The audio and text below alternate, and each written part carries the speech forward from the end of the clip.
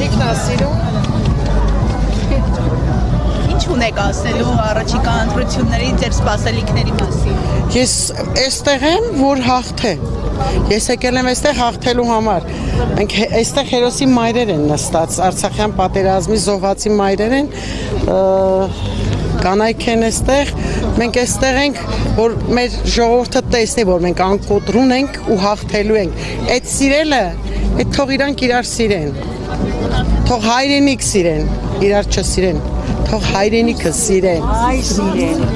Հային սիրեն, հայրենիք սիրեն։ Անմեղ զինվորների գլուխը չուտեն։ Այ ամբողջ խնդիրը դա է, որ նորից սենց ահաբեկչություն են մտցնում ժողովրդի մեջ, որ